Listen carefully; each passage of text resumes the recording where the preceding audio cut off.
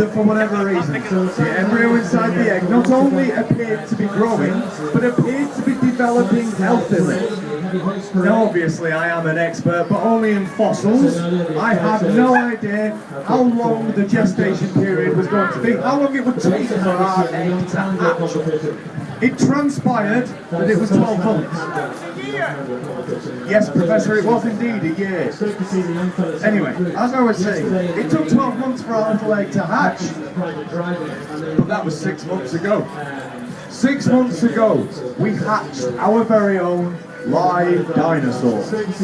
Now obviously, I couldn't tell exactly what species it was immediately, but I could see he was definitely a carnivore because he only possessed meat-eating teeth. So I had to make a decision then as to how to care for our little hatchling. So I took my cue from the crocodilia. And we essentially fed our little hatchling dinosaur on liquidized meat. Meat milkshakes, if you will, although I don't think McDonald's are taking that flavour up anytime soon. But on his diet of liquidized meat, our baby dinosaur has thrived. He has grown almost exponentially. However, finally, about 3 weeks ago, we finally weaned our hatchling onto solid food. Now most of you children do look fairly well behaved, but obviously everything is going up in price. I can assure you all his food bill is extortionate. So if any of you good parents have any badly behaved children that you want to leave behind, that really would be greatly appreciated. He really appreciates it when his food comes away, even if it's only brief. That's an idea. Shall I get the dinosaur out to have a look at it? Shall we get him out? There's a few of them, you know. Shall we try and get him out? Yes, do it, Professor. How are we going to do that then? Tempt him out. Food. Try food. Food. Yes, now actually, it occurs to me I'd better do what's technically a legal disclaimer. Now listen, our dinosaur isn't consciously controlling his tail. His tail is just a counterbalance for the mass of his body, and it's one of the things that made our species of dinosaur such a terrible, fearsome predator. It allowed him to turn very acute angles whilst running at speed. But the point is this, if he spins round on the spot inside this arena, you must all be ready to duck. All of you nice small people up against the barrier, and you bigger small people, everybody be ready to duck, because we've never had to test this, but we are becoming more litigious as a society, and I'm sure it'd hold up in court. And of course, on the same vein, he is a carnivore, so please bear that in mind. Keep your fingers and thumbs away from his mouth. I want you to go home with the same number you've arrived with, okay? If he comes close enough and stands still and you want to pet him on the snout, that's fine, he's used to that contact. But fingers and thumbs shouldn't go in his mouth. Very sharp, those teeth. Come on, boy! Come on! Sit! I think that would take some out if anything would. Come on!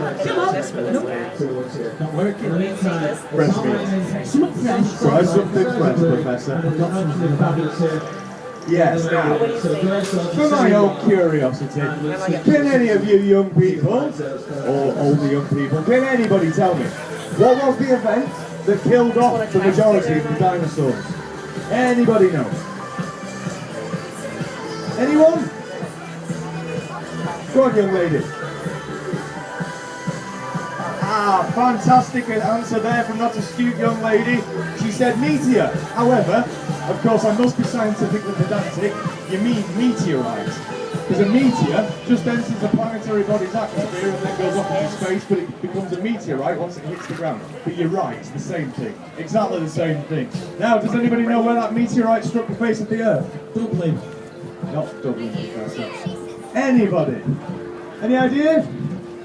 Doesn't matter, I shall let you know. It came down in what we today call the Yucatan Peninsula, which is in the Gulf of Mexico, and we refer to the crater it created as the Chicxulub crater, because that's the town on the Mexican coastline nearest to the crater's epicenter. I've got the food!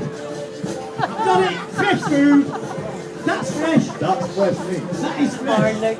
That's gonna do it! If anything, that'll get it! Shall I try with this? See if it'll work, Professor. Might do.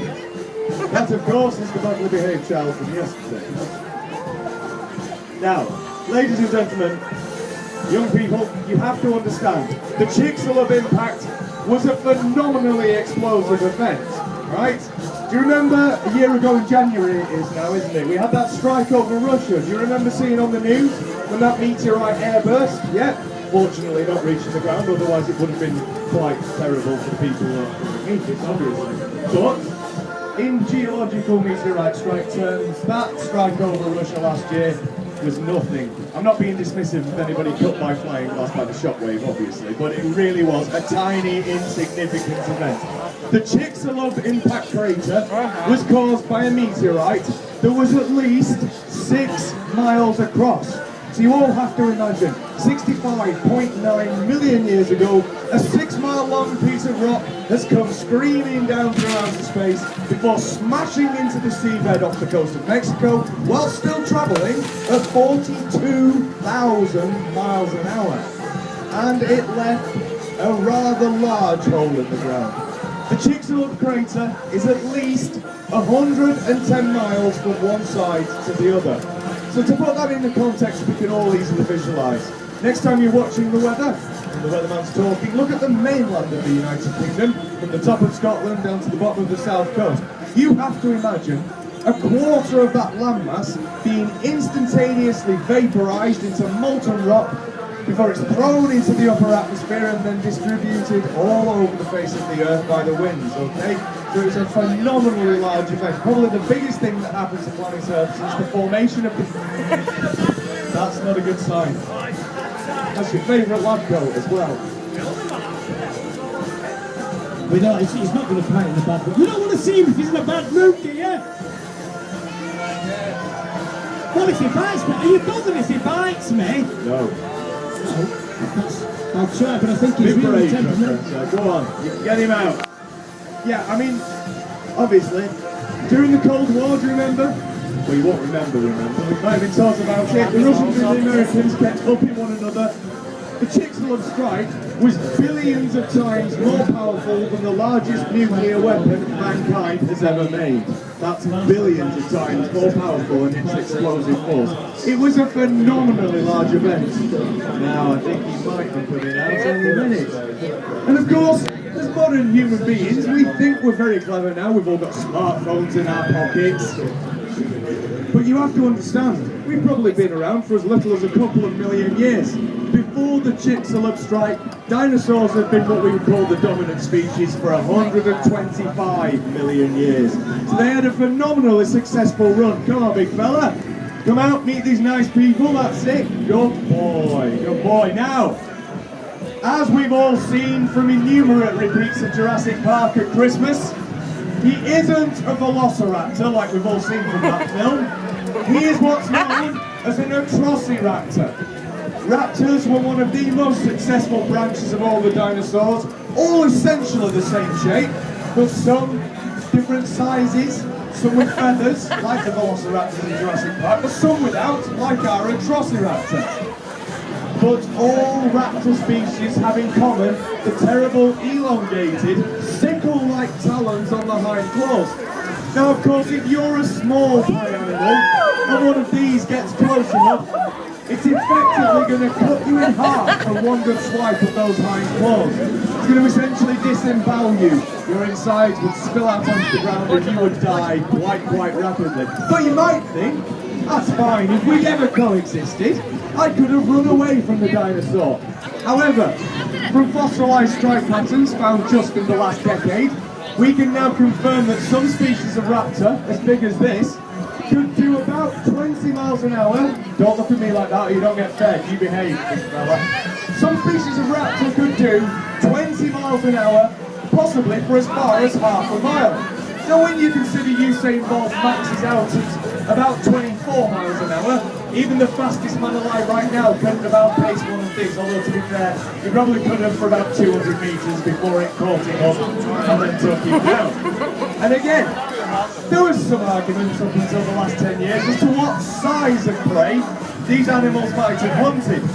But some species of raptor we now know hunted in packs. So this animal isn't hunting alone, it's in a family unit of possibly 10 to 20 animals. So it's been confirmed because we found a Brontosaurus fossil, so that's a 200-ton herbivore.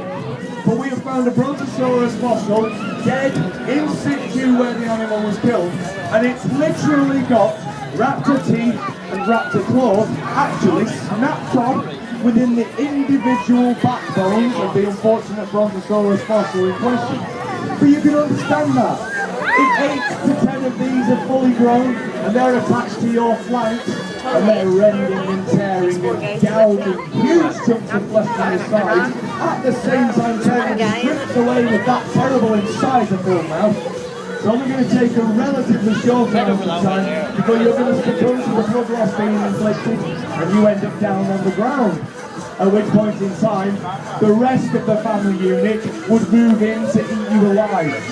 If you were lucky as the Brontosaurus or Diplodocus in question, you might at least hopefully be semi-unconscious before that happened. But that's the thing, the debate's now ended because we've found this fossilised brontosaur with raptor teeth and claws in its individual vertebrae. So the debate is completely over. Is he alright, Professor? Let's just see, yeah. Now, fearsome and terrible predator though he is, he's only about as intelligent as a modern-day hummingbird. His brain's about the size of a walnut. For one thing, we were quite amused to notice one afternoon is we were in our field laboratory, just doing some blood works, and we had the radio on. And we noticed that with the right middle-of-the-road pop stimulus, if he's in a good mood, he might actually dance for us. Play some music, Professor, let's see how he is. Go on, what are you going to do,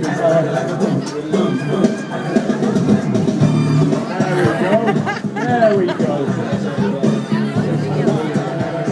Now this, of course, works fantastically well as a safety valve to finish any presentation, simply because it's an animal. None of us dance if we're in a bad mood, and none of us get up and dance if we're hungry as well. So whilst he's happy to move, we know he's still happy to be out here. He's not going to suddenly he's not going to stress test the barrier in any attempt to grab a small 2-bite snap-sized person. But then again, we can also gauge when his mood begins to change. Because as soon as he starts to slow down, it's generally not that long before he'll regain the usual malevolent grin that he has in his eye, at which point in time, we know it's best to put him away for everybody's safety. And to be honest, I have to say, I've become quite fond of our dinosaur. Like with a modern chick, when it hatches from its egg, if you are the first thing the baby chick sees, it will imprint on you as if you're its parent. And I was the first thing it saw, so I suppose that technically makes me this dinosaur's surrogate father, which of course makes Professor Flinty's surrogate mother. So I get my hat again, are you big fella? Yeah, he's slowing down, Professor, definitely. Put him in. Don't knock the lab over. How many times do you need to be told? Go on, good boy. In you go, good boy. Now obviously we've got some dinosaur related merchandise if you want to stay around and just buy something afterwards.